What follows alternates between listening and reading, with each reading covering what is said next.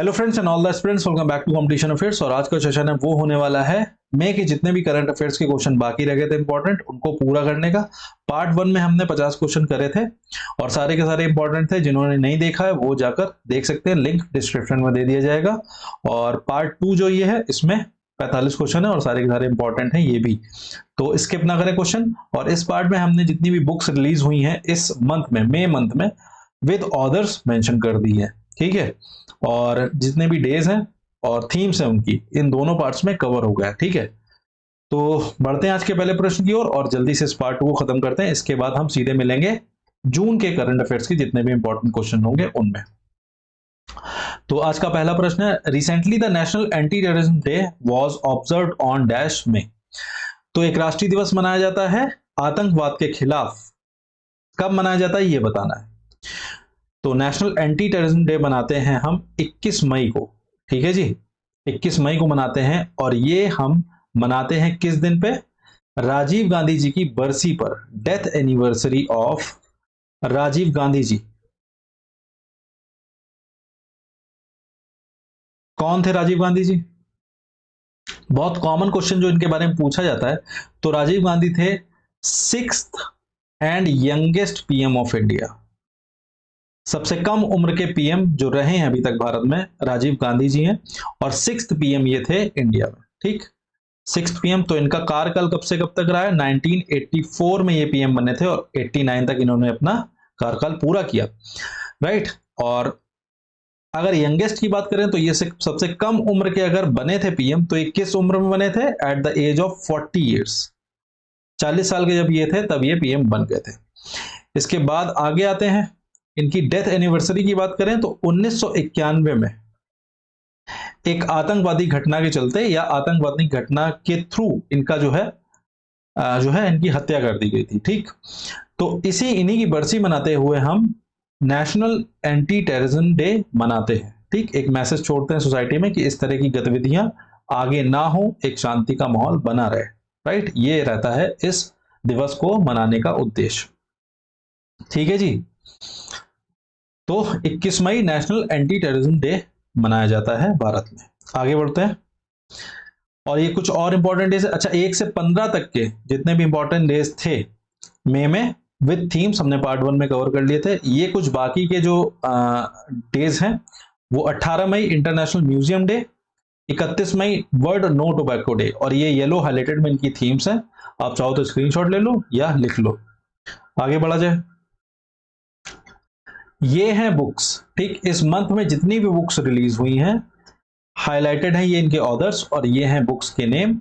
आप चाहो तो नोट कर सकते हो, चाहो तो इनका भी स्क्रीनशॉट ले सकते हो, ठीक है। देख लो आप एक बार। आगे बढ़ा जाए, ठीक है। अगला प्रश्न है, recently which state became the India's first fully E governed state. तो कौन सा राज्य है भारत का जो पहला राज्य बन चुका है जो कि पूरी तरह ई गवर्न्ड स्टेट है, ठीक। ई गवर्न्ड राज्य है। अगर ई गवर्न्ड की बात करें तो इलेक्ट्रॉनिकली गवर्न्ड स्टेट कौन बन चुका है भारत में पहला? तो ये है भारत का सबसे साक्षर स्टेट और वो कौन सा है? केरला, ठीक है जी। ई गवर्न की बात करें, अगर ई गवर्नेंस की बात करें तो इंफॉर्मेशन टेक्नोलॉजी का यूज करके जो पब्लिक और गवर्नेंस के बीच का जो सिस्टम होता है वो कैसा डिजिटल कर दिया जाए, इसको हम सिंपल वर्ड्स में ई गवर्नेंस बोलते हैं, ठीक है। पेपर वर्क खत्म, जो भी होगा डिजिटल मोड में होगा, जो भी इंफॉर्मेशन शेयर करनी होगी या जो भी सिस्टम होगा पब्लिक और गवर्नमेंट के बीच में कैसे चलेगा? डिजिटल मोड पे चलेगा। This is called as e governance. और पहला ऐसा राज्य है जो पूरी तरह ई गवर्नेंस पे चल रहा है, वो कौन बन चुका है? केरला। केरला जो है एग्जाम पॉइंट ऑफ व्यू से काफी ज्यादा इंपॉर्टेंट है, कई सारे क्वेश्चन बनते हैं क्योंकि यहाँ का जो लिटरेसी रेट है वो सबसे हाईएस्ट भी है। कई बार पूछा जाता है कि सबसे हाईएस्ट लिटरेसी रेट किस स्टेट का है और कितना है, तो यहाँ का है 94%। और ये भारत में अगर बाकी राज्यों की बात करें तो काफी ज्यादा है, ठीक। ये हाईएस्ट है अगर सभी स्टेट्स की बात करें तो केरला हाईएस्ट है लिटरेसी रेट में और कितना है? 94%। अच्छा, यहाँ का सेक्स रेशियो भी सबसे ज्यादा है पूरे इंडिया में, बाकी राज्यों में अगर बात करें तो सबसे ज्यादा सेक्स रेशियो कहां का है? केरला का। कितना है? 1084 फीमेल्स हैं पर 1000 मेल्स पर, ठीक।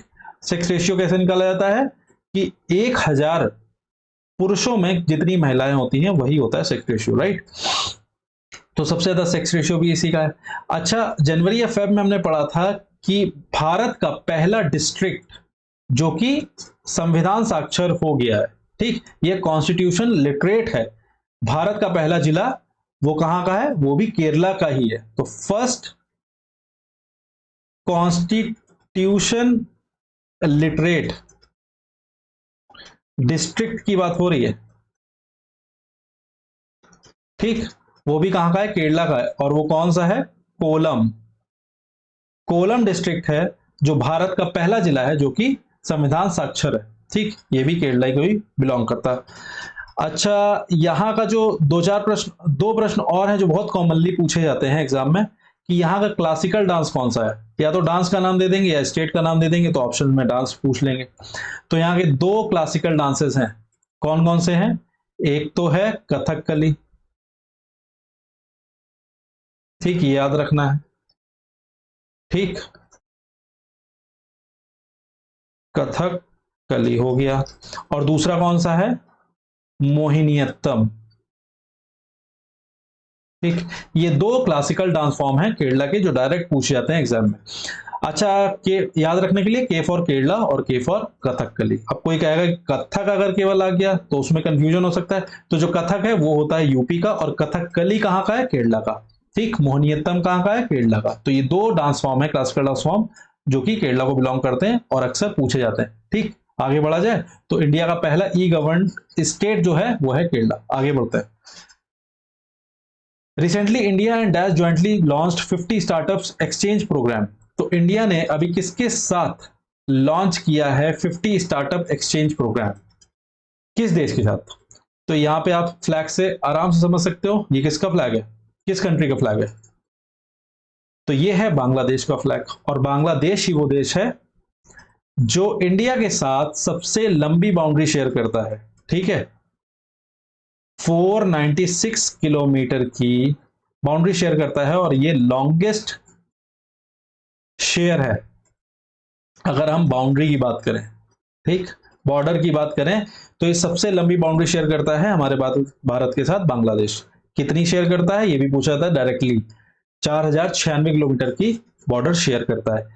कितने स्टेट्स इसमें इन्वॉल्व रहते हैं इस बाउंड्री में, तो इसमें 5 स्टेट्स आते हैं इस 4096 किलोमीटर की बाउंड्री में। और कौन कौन से हैं वो, याद रखने के लिए AM, TM and West Bengal, ये 5 है, ठीक है जी। अब एएम टीएम बोले तो असम है, मिजोरम है, त्रिपुरा है, मेघालय, ठीक। आप लिख सकते हो असम, मेघालय, त्रिपुरा, मिजोरम, एएम, टीएम और वेस्ट बंगाल, ये 4 और ये 5 स्टेट हो गए जो कि बाउंड्री शेयर करते हैं अगर स्टेट्स की बात करें बांग्लादेश के साथ। अच्छा, बांग्लादेश की बात करें तो यहाँ की कैपिटल क्या है बांग्लादेश की, ठीक, बांग्लादेश की कैपिटल क्या है, ढाका। पीएम कौन है, शेख हसीना जी हैं यहाँ की पीएम। और यहाँ के प्रेसिडेंट कौन है, तो वो हैं मोहम्मद शहाबुद्दीन है यहाँ के, मोहम्मद शहाबुद्दीन है यहाँ के प्रेसिडेंट, ठीक, राष्ट्रपति। पीएम कौन है, शेख हसीना, कैपिटल क्या है, ढाका, ठीक। बांग्लादेश है 50 स्टार्टअप एक्सचेंज प्रोग्राम इंडिया और बांग्लादेश के बीच में, ठीक। आगे बढ़ते हैं। रिसेंटली अ चैटबॉट नेम जुगलबंदी इज लॉन्च्ड बाय। तो ये जो चैटबॉट है जुगलबंदी नाम का, ये किसके द्वारा लॉन्च किया गया ये बता रहा है। तो ये जो चैटबॉट है जुगलबंदी नाम का, जैसा कि हम सभी जानते हैं कि कई सारे चैटबॉट अभी लॉन्च किए गए हैं कई सारी कंपनीज के द्वारा, एआई कंपनीज के द्वारा। तो ये जो जुगलबंदी नाम का चैटबॉट है ये किस कंपनी द्वारा लॉन्च किया गया ये बता रहा है। Open AI chat GPT launch कर चुका है, ठीक है जी। गूगल की बात करें तो ये बार्ड नाम का लॉन्च कर चुका है चैटबॉट। बर्बैंक और माइक्रोसॉफ्ट में बता रहा है आपको। तो ये जो जुगलबंदी नाम का एआई चैटबॉट है ये लॉन्च किया है माइक्रोसॉफ्ट में। अगर बर्बैंक की बात करें तो इसने अभी लास्ट पार्ट 1 में हमने पढ़ा था, इसने किया है गीगा चैट नाम का एक चैटबॉट लॉन्च, ठीक। और ये एक रशियन कंपनी है, ये भी याद रखना है, ठीक है जी। माइक्रोसॉफ्ट ने लॉन्च किया है जुगलबंदी चैटबॉट, ठीक है। अच्छा, चैट जीपीटी की बात करें तो चैट जीपीटी का फुल फॉर्म क्या है, यहाँ पे जीपीटी क्या है, तो जीपीटी है जनरेटिव प्री ट्रेन्ड ट्रांसफॉर्मर, ये भी याद रखना है, पूछ सकते हैं चैट जीपीटी का फुल फॉर्म भी। तो chat generative pre trained transformer है इसका फुल फॉर्म। ठीक, स्पेलिंग नहीं समझ आ रही हो तो आप अपने भाषा में लिख सकते हो, अपनी तरह से लिख सकते हो, generative pre trained transformer, ChatGPT का ये है फुल फॉर्म। आगे बढ़ा जाए तो जुगलबंदी किसके द्वारा लॉन्च किया गया है? Microsoft. Recently, PM Modi inaugurated India's new parliament on dash May 2023. तो अभी प्रधानमंत्री मोदी जी ने नई संसद का उद्घाटन किया, बताना है किस डेट को किया है। ठीक, तो इतना बड़ा कार्यक्रम है तो किसी खास दिवस पे किया होगा, खास दिवस पे किया गया होगा। ठीक है, तो ये किया गया था 139th बर्थ एनिवर्सरी ऑफ जो हमारे स्वतंत्रता सेनानी हैं, उनका नाम है VD Savarkar ji, Vinayak Damodar Savarkar, freedom fighter थे ये। इनकी 139वीं बर्थ एनिवर्सरी पर ये नई उद्घाटन किया गया नया संसद का, और इनकी 139वीं बर्थ एनिवर्सरी कब मनाई गई? 28 मई को। तो 28 मई को जो है उद्घाटन किया नई संसद का। अच्छा, ये काफी ज्यादा इंपॉर्टेंट टॉपिक है तो इसमें कई सारे प्रश्न बनने वाले हैं, ये तो पक्का है, तय है बात। ठीक, तो पहला प्रश्न जो बन सकता है कि ये एक ट्रायंगुलर फॉर्म में है, ये देख रहे हो। ठीक है, ये जो नई संसद है हमारी ट्रायंगुलर फॉर्म में है। ठीक, अब बात आती है कि ये बनाई गई है तो किसने बनाई है? तो इसका डिजाइनर कौन है? डिजाइन्ड बाय, तो ये हैं बिमल पटेल।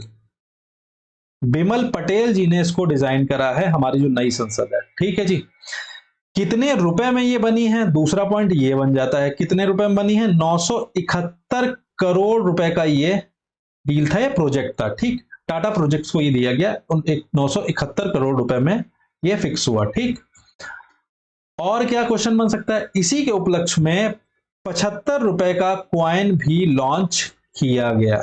ठीक, आजादी का अमृत महोत्सव 75 साल, 75 रुपए का कॉइन इस उपलक्ष्य में लॉन्च किया गया। और क्या क्वेश्चन बन सकता है?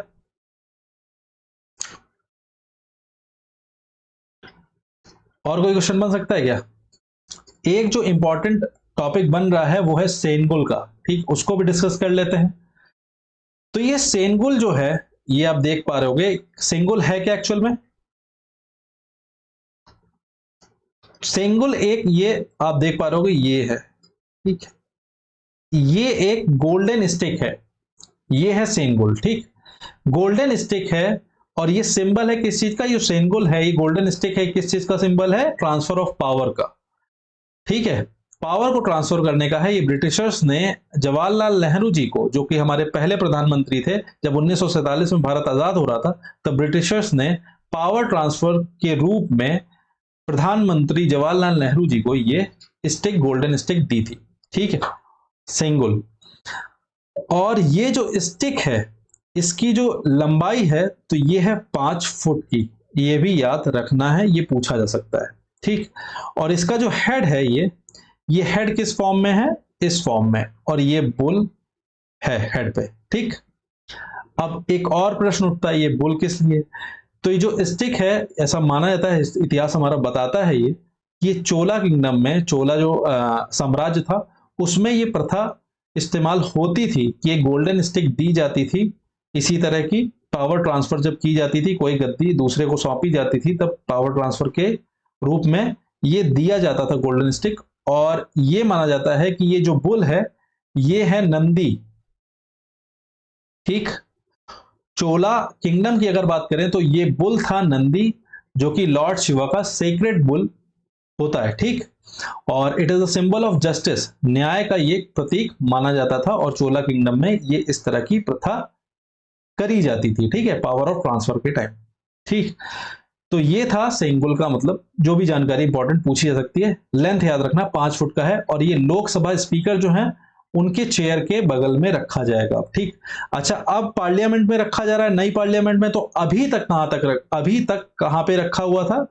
तो ये रखा था इलाहाबाद म्यूजियम में। ठीक, इससे पहले कहां पे रखा था? इलाहाबाद म्यूजियम में रखा था अभी तक। अब कहां पर रखा जाएगा? हमारी नई संसद ओम प्रकाश बिरला जी जो हमारे स्पीकर हैं लोकसभा के, उनकी चेयर के बगल में। ठीक, तो ये कुछ इंपॉर्टेंट इंफॉर्मेशन थी और मेरे ख्याल से काफी फिर लंबा हो जाएगा, और भी बना सकते हैं चीजें, मतलब बता सकते हैं, लेकिन बाकी क्वेश्चन कवर करना है।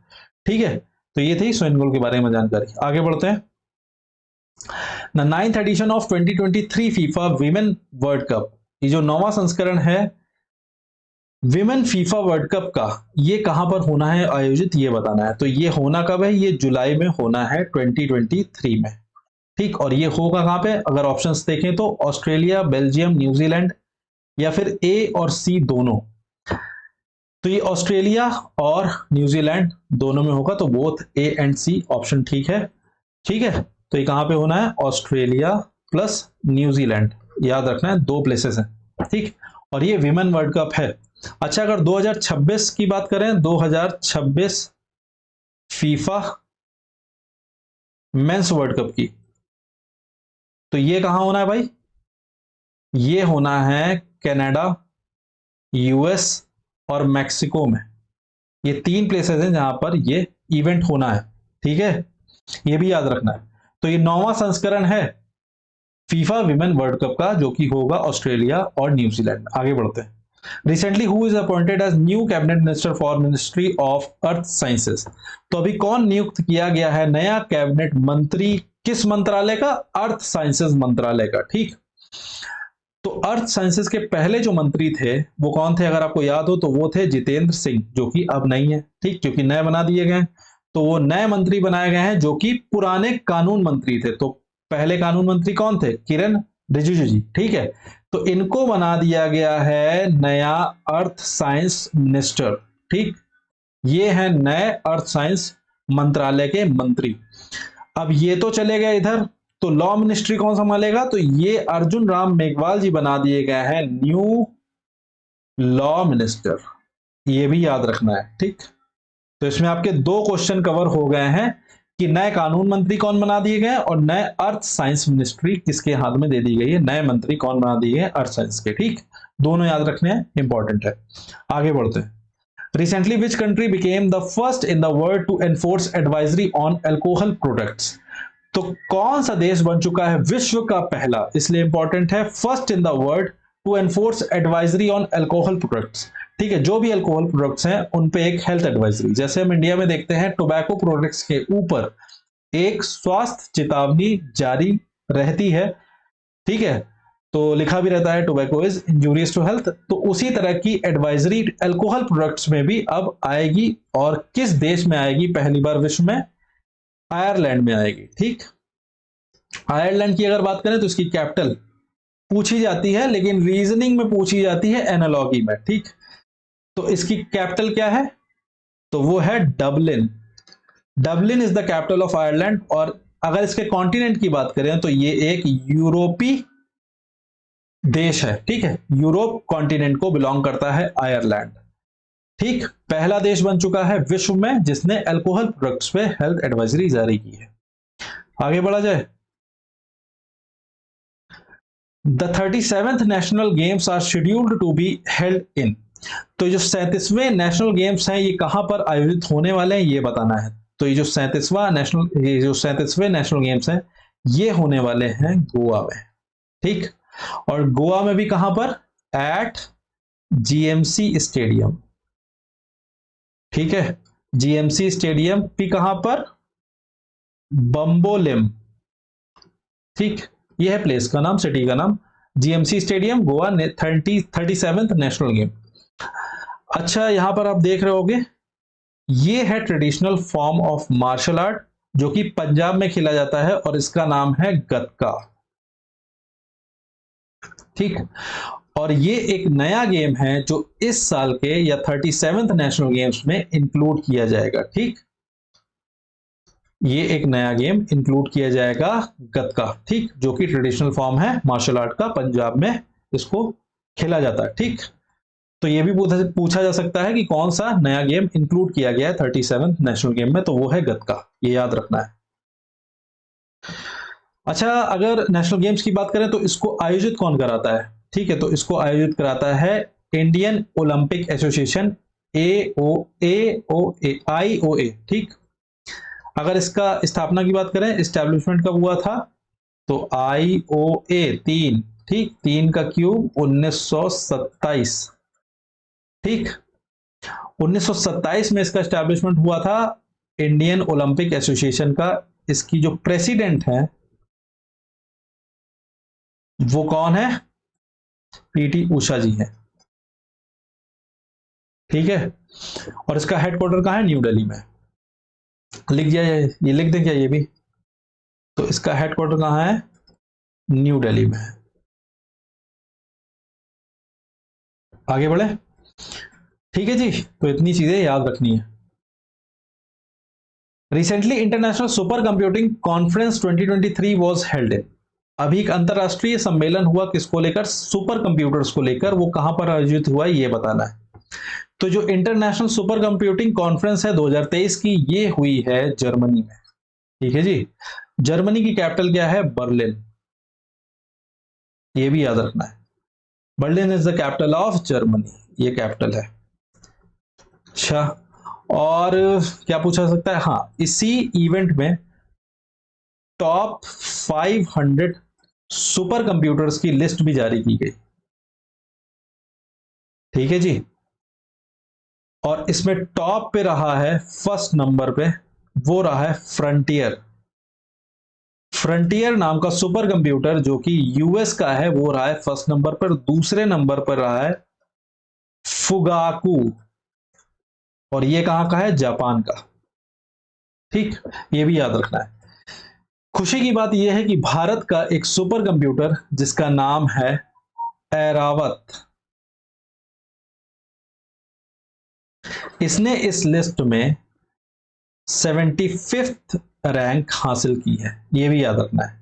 तो इंडिया के सुपर कंप्यूटर जो कि एक आर्टिफिशियल इंटेलिजेंस सुपर कंप्यूटर है ऐरावत नाम का, उसने 75वां स्थान जो है हासिल किया है, अगर हम लिस्ट की बात करें। और शीर्ष पे कौन है, फ्रंटियर, ठीक। फ्रंटियर सुपर कंप्यूटर है, किसका है, किस देश का है, यूएस का। और दूसरे नंबर पर फुगाकू, जापान का, ठीक है। इन दोनों का इसलिए बताया क्योंकि ये दोनों ऊपर नीचे होते रहते हैं, ठीक है। कभी और लास्ट ईयर फुगाकू ऊपर था, ठीक। तो फ्रंटियर याद रखना है, यूएस का है। जर्मनी कंफ्यूज नहीं होना है। आगे बढ़ते हैं। Recently who was appointed as the president of swimming federation of India. जो स्विमिंग फेडरेशन ऑफ इंडिया है, इसके अध्यक्ष कौन बना दिए गए हैं, अभी ये बताना है, कौन नियुक्त किए गए हैं। तो ये हैं RN Jayaprakash ji. Swimming federation of India की बात करें तो इसका हेडक्वार्टर कहां पर है, गुजरात में, ठीक। ये भी याद रखना है। अच्छा, ये तो हो गया इंडियन स्विमिंग फेडरेशन की बात। अगर हम इंटरनेशनल स्विमिंग फेडरेशन की बात अगर करें तो इसका, जिसको हम वर्ल्ड एक्वाटिक्स के नाम से भी जानते हैं, ये भी इंपॉर्टेंट है, इसको वर्ल्ड एक्वाटिक्स के नाम से भी जाना जाता है। जरूरी नहीं है क्वेश्चन में ये आया कि इंटरनेशनल स्विमिंग फेडरेशन का जो है हेडक्वार्टर कहाँ है, इस तरह से ये भी पूछा जा सकता है, वर्ल्ड एक्वाटिक्स का हेडक्वार्टर कहाँ है। तो आपको पता होना चाहिए, ठीक है, दोनों नाम। तो इसका हेडक्वार्टर है लॉसेन, स्विट्जरलैंड में,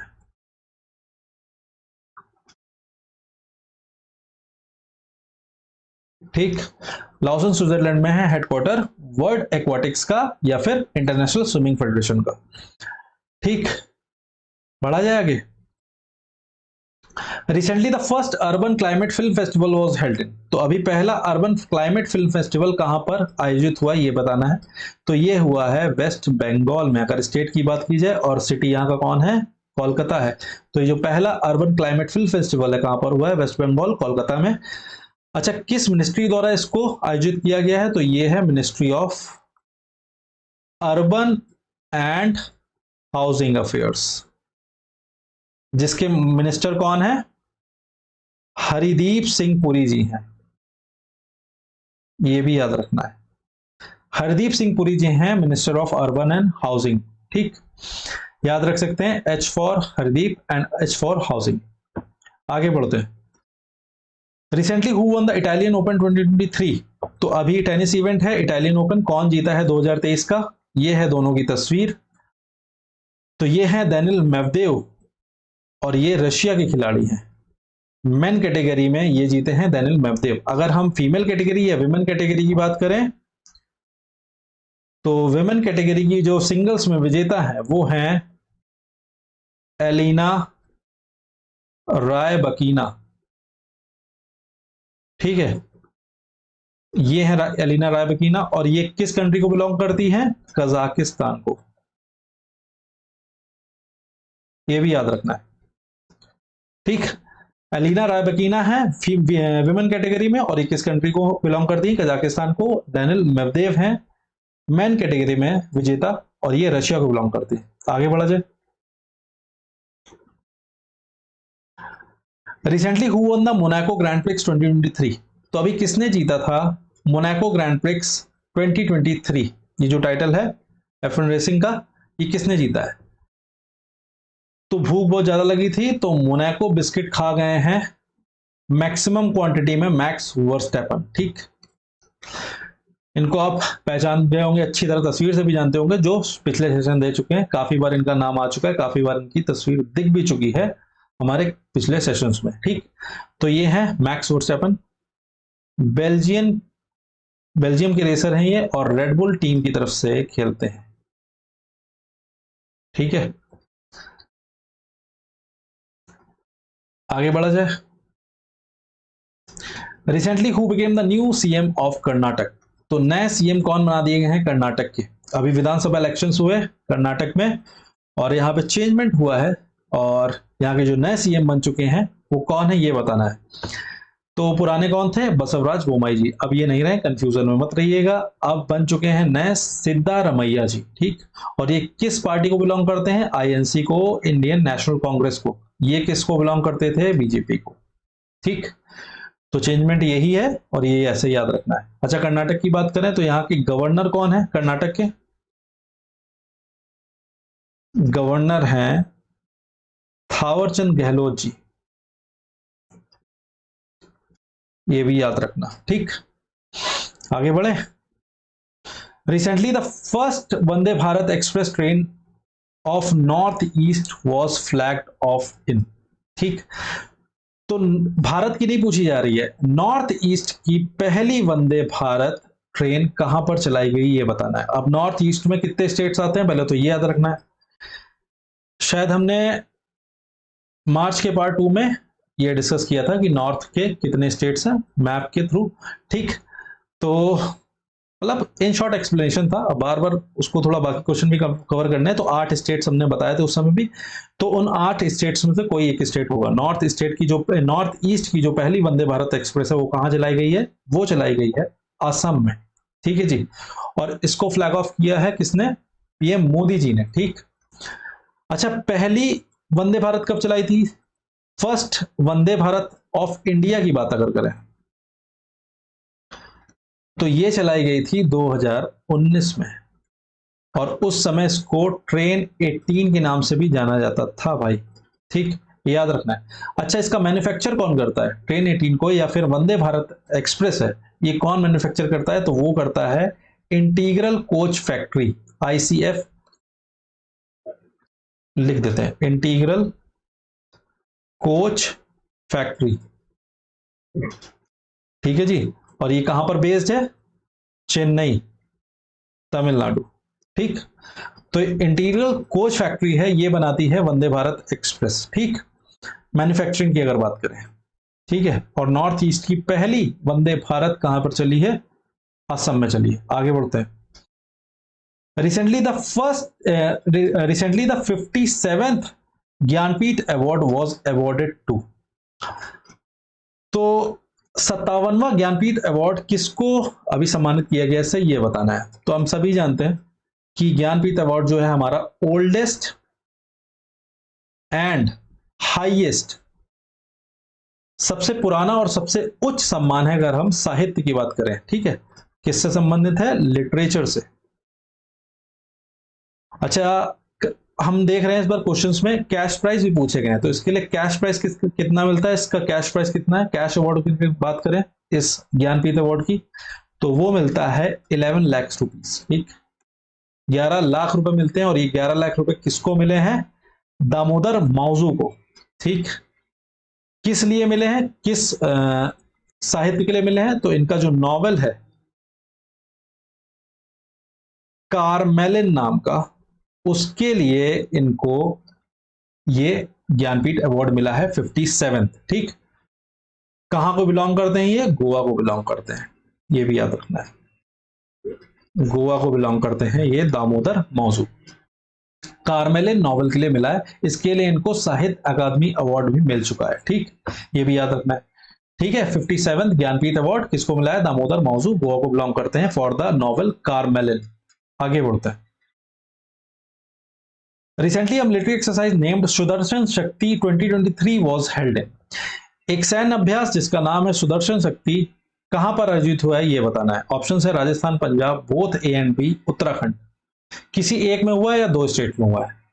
तो ये दो स्टेट्स में हुआ है, तो एक ही ऑप्शन है, दो स्टेट्स। और ये दो स्टेट्स कौन से हैं? पंजाब और राजस्थान में ये एक्सरसाइज हुई है सुदर्शन शक्ति नाम की। ठीक है, और इसमें इंडियन आर्मी की सप्त शक्ति नाम की कमांड ने इसमें पार्ट लिया था। ठीक, ये भी याद रखना है। सप्त शक्ति नाम की कमांड ने इंडियन आर्मी की इसमें पार्ट लिया था, जिसका नाम है सुदर्शन शक्ति। याद रखना आसान है, इधर भी शक्ति है और इधर भी शक्ति है, इसलिए बता दिया। ठीक, आगे बढ़ा जाए। Recently, second edition of Al Muhaid Al Hindi 2023 naval exercise was conducted between India and। अभी ये दूसरा संस्करण है, एक नौसेना अभ्यास का नेवल एक्सरसाइज है। ये नौसेना अभ्यास किस नाम से? अल मुहिद अल हिंदी 2023 किसके किसके बीच में हुई है? भारत ने किसके साथ ये नौसेना अभ्यास पूरा किया है? तो ये है, नाम से समझ आ रहा होगा, ये है सऊदी अरेबिया। ठीक है, सऊदी अरेबिया की कैपिटल बता दो भाई। तो कैपिटल यहां की क्या है? रियाद। ठीक, जीएस में नहीं पूछा जाएगा, ये पूछा जाएगा रीजनिंग में। अच्छा, यहां की करेंसी क्या है? वो है रियाल। तो कंफ्यूज नहीं होना है रियाद और रियाल में। रियाद है कैपिटल और रियाल है करेंसी। ठीक है, सऊदी अरेबिया में ये एक्सरसाइज हुई है अल मुहिद अल हिंदी 2023, सेकेंड एडिशन है, दूसरा संस्करण है, ये भी याद रखना है।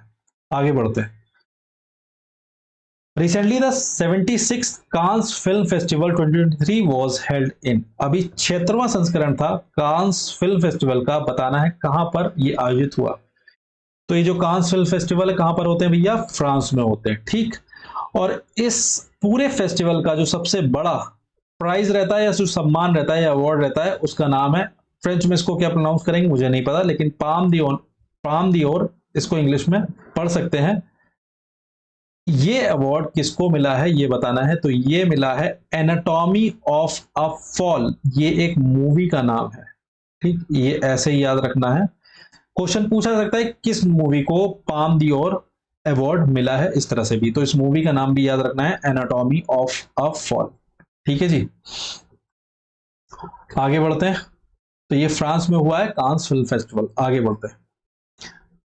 Recently 23rd international Indian film academy awards IIFA, जिसको हम सिंपली जानते हैं, इवेंट वाज हेल्ड इन। तो जो 23वां संस्करण है 2023 में 23वां संस्करण हो रहा है, याद रखना बहुत आसान हो गया है, हो सकता है संस्करण पूछ लें। ठीक, तो 23 में 23वां संस्करण हुआ है international Indian film academy awards, इसका फुल फॉर्म है। ये कहां पर आयोजित हुआ ये बताना है। तो ये आयोजित हुआ है यूएई में। ऑप्शन देखोगे तो ये सारे सिटीज यूएई के ही हैं। ठीक है, तो यूएई में भी कहां हुआ है? एट द कैपिटल ऑफ या in the capital of UAE. और यूएई की कैपिटल क्या है भाई? अबू धाबी है। ठीक, जितनी भी कैपिटल्स हैं याद होनी चाहिए। तो अबू धाबी में हुआ है आईफा अवार्ड्स। अगर अवार्ड्स की बात कर लें तो जो अवार्ड्स दिए गए हैं, बेस्ट पिक्चर का मिला है दृश्यम 2 को, हाईलाइटेड में है अवार्डीज, और जो अवार्ड्स हैं वो इधर लिखे हुए हैं। Best performance in leading role male, Hrithik Roshan ji को मिला है। Best performance in female, Alia Bhatt को मिला है। Outstanding achievement in Indian cinema, Kamal Haasan ji को मिला है। ठीक, तो ये है अवार्ड्स जो दिए गए आईफा अवार्ड्स 2023 को, जो कि 23वां संस्करण था। आगे बढ़ा जाए जी। Recently who was re elected as the external auditor of World Health Organization for 4 years। ठीक, तो कौन दोबारा से चुन लिया गया है एक्सटर्नल ऑडिटर के रूप में WHO का, वर्ल्ड हेल्थ ऑर्गेनाइजेशन का 4 साल के लिए। री इलेक्टेड की बात की है तो मतलब पहले भी यही रहे होंगे, मतलब अभी 2023 तक यही होंगे एक्सटर्नल ऑडिटर WHO के। ये फिर से चुन लिए गए हैं और 4 साल के लिए चुने गए हैं, तो ये 2027 तक रहेंगे। ठीक है जी, 2023 से 2027 तक रहेंगे। और ये कौन है ये बताना है। मनसुख मांडवी जी हैं, संदीप गुलेरिया हैं, गिरीश चंद मुर्मू, जीसी मुर्मू, वी नरहरि राव। तो ये हैं हमारे CAG, controller and auditor general of India. कौन है? जीसी मुर्मू जी। ठीक है, ये चुने गए हैं WHO के एक्सटर्नल ऑडिटर फॉर 4 years, री इलेक्टेड हुए हैं, ये दोबारा चुन के आए हैं ये एक्सटर्नल ऑडिटर WHO के।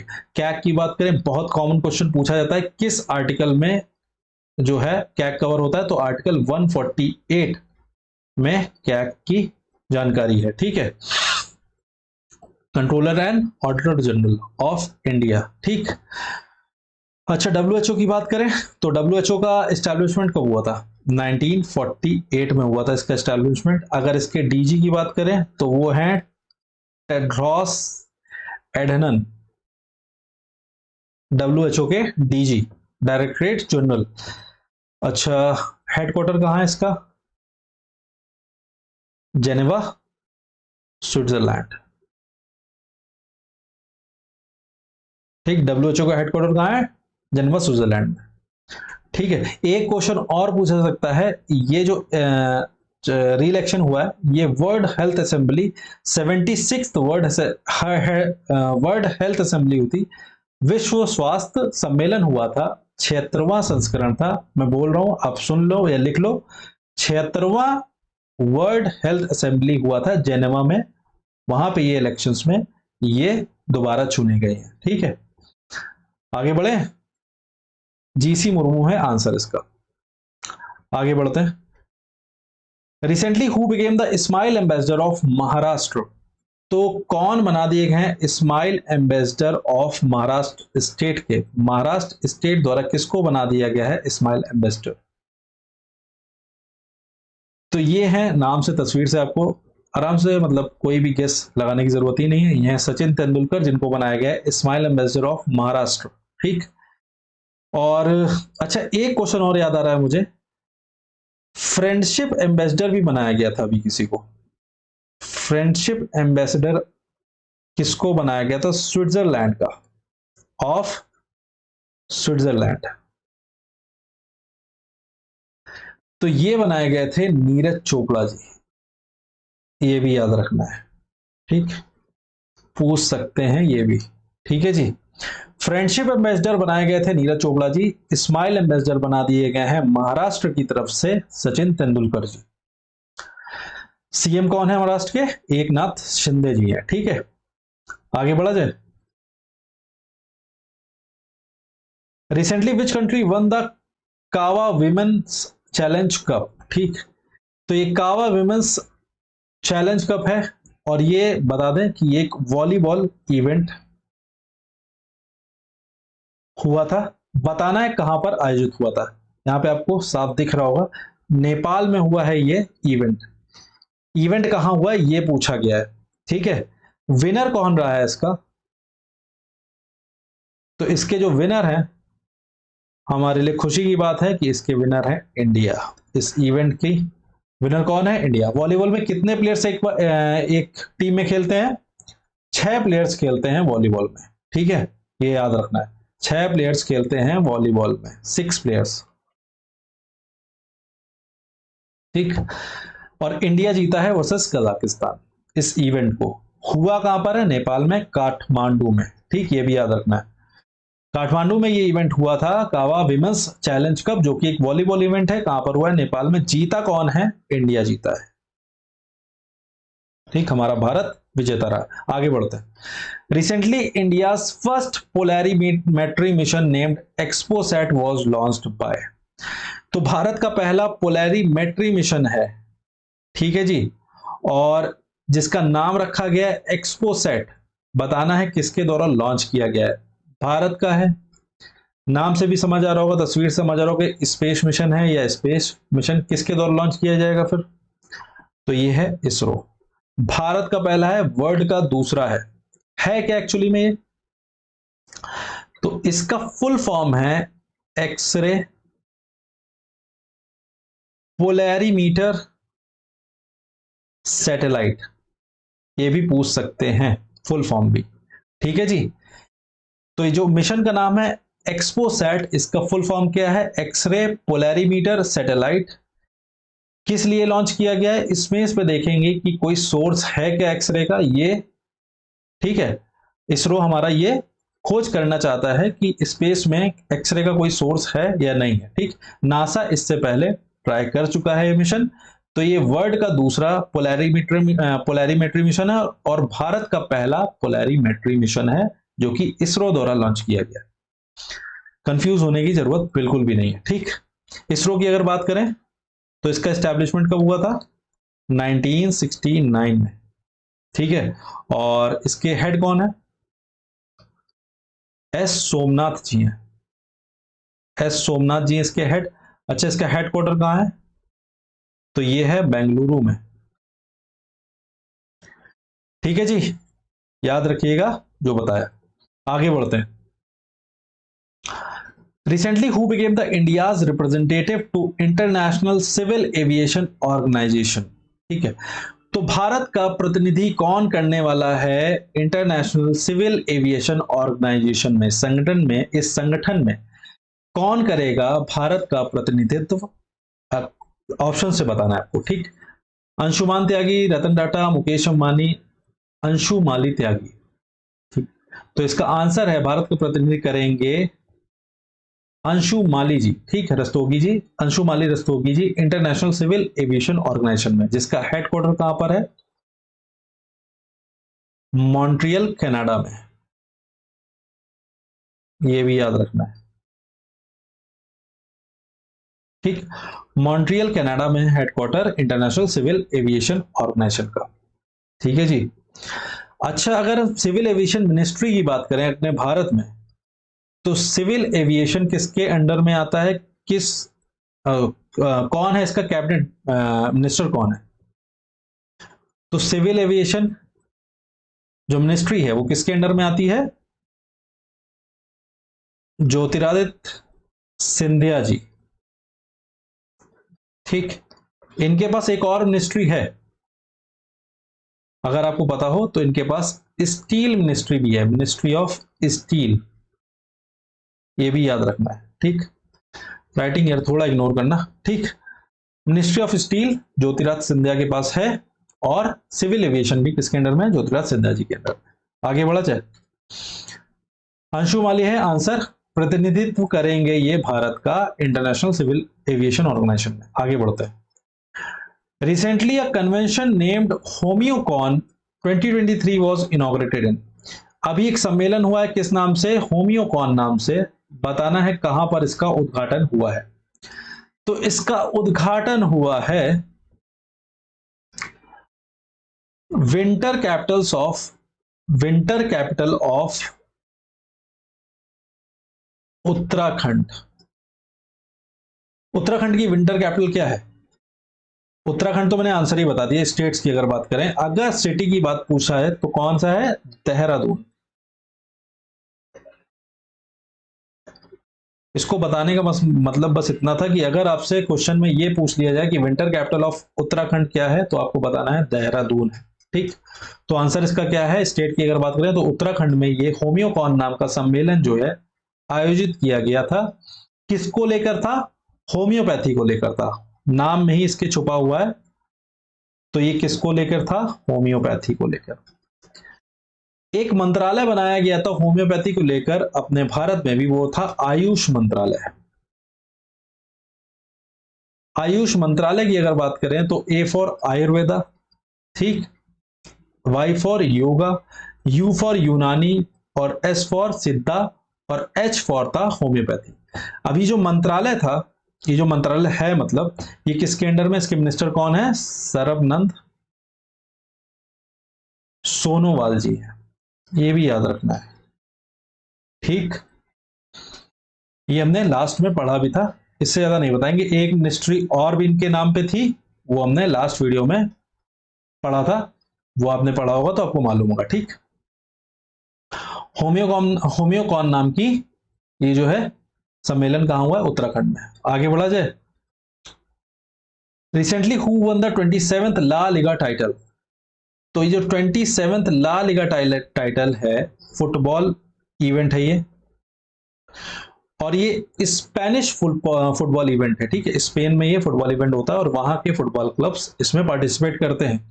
ठीक है, तो इसके विजेता कौन रहे हैं, 27वां संस्करण था, इसके जो विजेता रहे हैं वो रहा है फुटबॉल क्लब कौन सा, बार्सिलोना। बार्सिलोना जो है is the winner of 27th La Liga title, जो कि एक फुटबॉल इवेंट है, स्पेनिश फुटबॉल इवेंट है। ठीक, आंसर क्या है, FC बार्सिलोना। आगे बढ़ा जाए। Recently, an online educational program named Pehal for Rural Education is launched in. तो ये जो एक ऑनलाइन एजुकेशनल प्रोग्राम है, शिक्षा को लेकर एक ऑनलाइन प्रोग्राम चलाया जाएगा जिसका नाम होगा पहल। बताना है किस स्टेट में चलाया जाएगा ये। ठीक, ग्रामीण शिक्षा को लेकर है, ये भी याद रखना है, रूरल एजुकेशन को लेकर है। ठीक, गांव में जो बच्चे हैं उनको ऑनलाइन सुविधा मतलब शिक्षा दी जाएगी, स्कूली छात्रों को, जो सरकारी स्कूली छात्र हैं उनको दी जाएगी। ठीक, सेकेंडरी एजुकेशन। ठीक, तो ये जो पहल नाम का जो रूरल एजुकेशन प्रोग्राम है, ऑनलाइन रूरल एजुकेशन प्रोग्राम है, ये चलाया गया है उत्तर प्रदेश। ठीक, और ये जो सेकेंडरी एजुकेशन बोर्ड है यहाँ का, प्लस IIT कानपुर, इस प्रोग्राम को आयोजित करेंगे। ठीक, आयोजित मतलब इस प्रोग्राम को पूरा करेंगे। इनिशियली जो है 10 स्कूलों में टारगेट लिया गया है कि ऑनलाइन एजुकेशन को पहुंचाना है, जो ग्रामीण क्षेत्र में जो स्कूल है वहां पे ऑनलाइन एजुकेशन पहुंचाएगी। और इसको कितने स्कूलों तक ले जाएगा, 40,000 स्कूलों तक ले जाने का लक्ष्य है। ठीक है, जो इतने भी ग्रामीण क्षेत्र के स्कूल हैं, 40,000 स्कूलों तक ऑनलाइन एजुकेशन पहुंचाने का उद्देश्य है उत्तर प्रदेश सरकार का। ठीक, तो मेन इसका चाहे लिख सकते हो, उसे जरूरी नहीं है, मेन एम क्या है, 40 के स्कूल्स है, बस इतना याद रखना। ठीक, 40,000 स्कूलों तक ये ऑनलाइन एजुकेशन पहुंचानी है। आगे बढ़ते हैं। Recently who became the brand ambassador of Duroflex, a mattress brand. ठीक, तो एक मैट्रेस ब्रांड है जिसका नाम है ड्यूरोफ्लेक्स, इसके ब्रांड एम्बेसडर कौन बना दिए गए ये बताना है। तो एक मैट्रेस ब्रांड है, गद्दे बनाने का, कुशन बनाने का काम करती है। और यहाँ पे फोटो में आप साफ देख सकते हो, आराम से आपको आंसर भी पता चल गया होगा, ये है विराट कोहली। ठीक, यहीं पे नहीं रुकना है, इससे संबंधित और भी क्वेश्चन पूछे सकते हैं। विराट कोहली जो है अभी कुछ और चीजों के ब्रांड एम्बेसडर बनाए गए थे। ठीक, एक PNB बैंक है, उसके भी ब्रांड एम्बेसडर विराट कोहली जी हैं। HSBC इंडिया के भी कौन बनाए गए थे, विराट कोहली ही बनाए गए थे अभी ब्रांड एम्बेसडर, ये भी याद रखना है। तो ये दो नाम याद रखने हैं, PNB पंजाब नेशनल बैंक और HSBC इंडिया, इसके भी ब्रांड एम्बेसडर कौन है, विराट कोहली है। और ड्यूरोफ्लेक्स के भी अब बन चुके हैं विराट कोहली। ठीक, आगे बढ़ा जाए।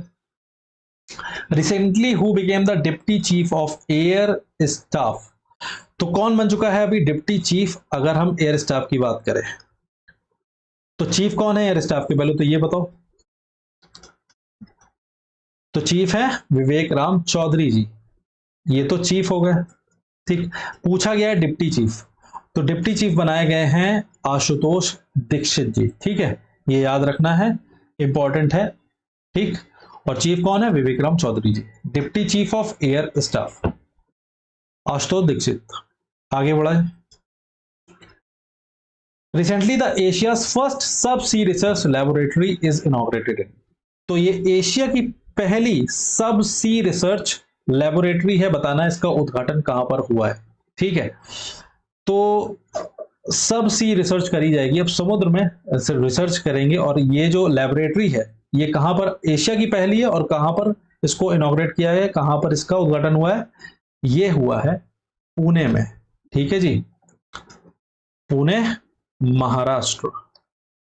ठीक, अगर स्टेट आ जाए तो महाराष्ट्र और सिटी है तो पुणे। ठीक, एशिया का पहला है इसलिए इंपॉर्टेंट है। एशिया की पहली subsea research laboratory inaugurated in Maharashtra और पुणे। ठीक, आगे बढ़ा जाए। Recently who won the International Booker Prize 2023? International Booker Prize 2023 किसको सम्मानित किया गया ये बताना है इससे। तो इंटरनेशनल बुकर प्राइज किसकी तरफ से दिया जाता है, किस देश की तरफ से, ये बताना है सबसे पहले। तो ये बिलोंग करता है ये प्राइज यूके को। ठीक है, इंग्लैंड। ठीक, तो इंटरनेशनल बुकर प्राइज किस कंट्री की तरफ से दिया जाता है, यूके की तरफ से। और ये दिया किसको गया इस बार, ये दिया गया है जॉर्जी गॉस्पोदिनोव को। ठीक है, थोड़ा सा प्रोनाउंसिएशन में ऊपर नीचे होगा, जॉर्जी गॉस्पोदिनोव को दिया गया है। और ये किस लिए दिया गया है, इनकी बुक है टाइम शेल्टर नाम की। ठीक, ये भी याद रखना है, टाइम शेल्टर नाम की बुक है, इसके लिए इनको इंटरनेशनल बुकर प्राइज दिया गया है, लिटरेचर से संबंधित है। ठीक है जी, आगे बढ़े। ये नाम जरूर याद रखना है, हो सकता है इसका ऑथर ही पूछ लें, तो जॉर्जिया गॉस्पोदिनोव। ठीक, आगे बढ़ते हैं। Recently Indian army conducted a food relief exercise named जल राहत इन। ठीक है, तो एक इंडियन आर्मी ने परफॉर्म की है एक फूड रिलीफ एक्सरसाइज जल राहत नाम की। जैसा कि हम जानते हैं कभी कभी कहीं पे बाढ़ आ जाती है। ठीक है, तो हमारे सैनिक जो है जाते हैं, स्वास्थ्य संबंधी मदद भी करते हैं, खाने संबंधित मदद भी करते हैं। तो इसी को लेकर एक फूड रिलीफ एक्सरसाइज चलाई गई है, एक अभ्यास किया गया है। बताना है ये जल राहत नाम का अभ्यास कहाँ किया गया है। तो ऑप्शंस हैं कर्नाटक, राजस्थान, असम, मणिपुर। तो ये जो जल राहत नाम का इंडियन आर्मी द्वारा अभ्यास किया गया है और ये फूड रिलीफ एक्सरसाइज है, ये हुई है असम में। ठीक, और ये किस रिवर के ऊपर हुई है, तो ये हुई है मानस रिवर के ऊपर। मानस रिवर के ऊपर असम में इस एक्सरसाइज को पूरा किया गया। ठीक है, क्वेश्चन में हो भी सकता है ये भी पूछ लिया जाए मानस रिवर कहां पे बहती है, तो असम आंसर होगा। ठीक है, आगे बढ़ा जाए।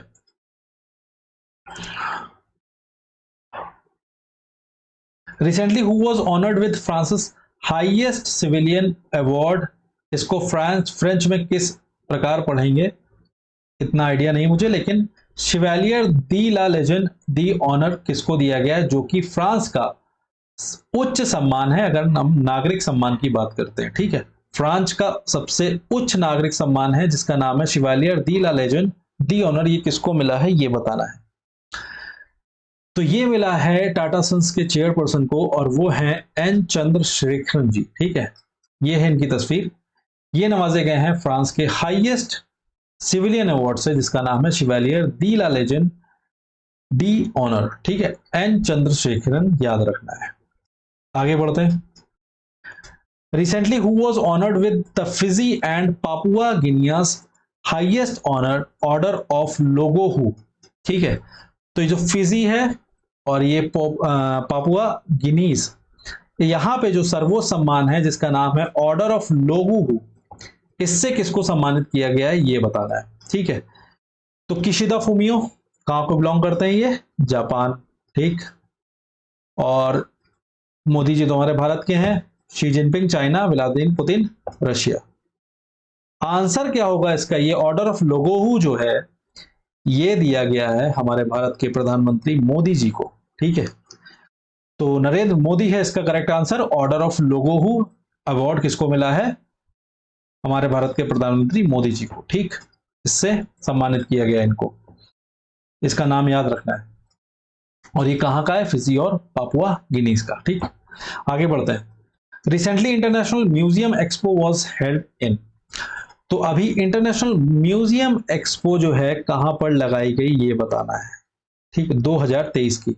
जैसा कि अभी हम सभी जानते हैं, हम डेज में पढ़ा था हमने कि भी इंटरनेशनल म्यूजियम डे भी पड़ा है। ठीक, कब पड़ा था? 18 मई को शायद। ठीक, तो इसके उपलक्ष्य में इंटरनेशनल म्यूजियम एक्सपो लगाई गई, ये एग्जीबिशन कह सकते हैं। ठीक, तो ये कहां लगाई गई ये बताना है। ऑप्शन है बांग्लादेश, चाइना, इंडिया, श्रीलंका। तो ये हुई है प्रगति मैदान में। ठीक है जी, प्रगति मैदान में लगाई गई है। प्रगति मैदान कहाँ है? न्यू दिल्ली में।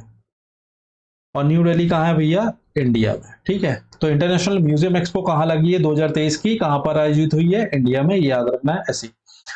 आगे बढ़ते हैं। Recently, Asia's largest aviation event named Wings India 2024 will be held at। Asia की सबसे बड़ी लार्जेस्ट एविएशन इवेंट है। ठीक है, एयरक्राफ्ट्स को लेकर एक इवेंट है जो कि एशिया का सबसे बड़ा इवेंट है और इसका नाम है विंग्स इंडिया 2024। कहां पर आयोजित हुआ है ये बताना है। सॉरी, 2024 है, कहां पर आयोजित होगी ये बताना है। ठीक, गलत पड़ गया मैं थोड़ा सा, कि 2024 में कहां होने वाली ये बताना है। विंग्स इंडिया नाम की जो ये इवेंट है, एशिया का सबसे बड़ा एयरक्राफ्ट को लेकर इवेंट है। ठीक है, तो ये होने वाला है, यहां से आप पढ़ो तो आपको समझ आ जाएगा, हैदराबाद में। और हैदराबाद कहां पर है? Hyderabad is the capital of Telangana. ठीक, तेलंगाना में ये विंग्स इंडिया 2024 नाम की एशिया की सबसे बड़ी एविएशन इवेंट होगा 2024 में। ये भी याद रखना है, 2024 में इवेंट होगा। ठीक, तेलंगाना में, इंडिया में। और तेलंगाना में भी कहां पर होगा? बेगमपेट एयरपोर्ट में। बेगमपेट एयरपोर्ट, क्या पता एग्जाम में यही पूछ लें कि बेगमपेट एयरपोर्ट कहां पर है, तो ये है कहां पर? हैदराबाद में, तेलंगाना में। ठीक, ठीक है जी, 2024 में होगी ये एशिया की सबसे बड़ी एविएशन इवेंट। आगे बढ़ते हैं, इंडिया में। ठीक, recently which country announced to celebrate year 2025 as special tourism year.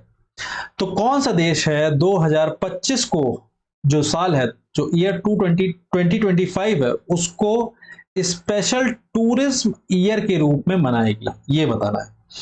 ठीक है, तो 2025 को जो देश स्पेशल टूरिज्म ईयर के रूप में मनाने वाला है वो है माउंट एवरेस्ट का देश, और वो है नेपाल।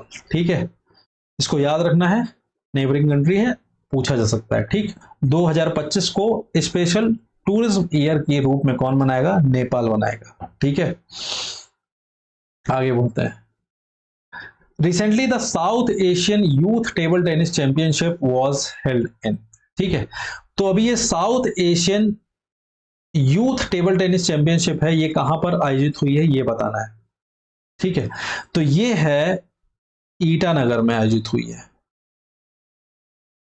अब आपको ऑप्शन से देख के बताना है कि ईटानगर कहां पर है। असम, अरुणाचल प्रदेश, उत्तर प्रदेश, केरला। ठीक, Itanagar is the capital of Arunachal Pradesh. तो ये जो इवेंट है South Asian youth table tennis championship 2023 कहां पर आयोजित हुआ है? अरुणाचल प्रदेश में।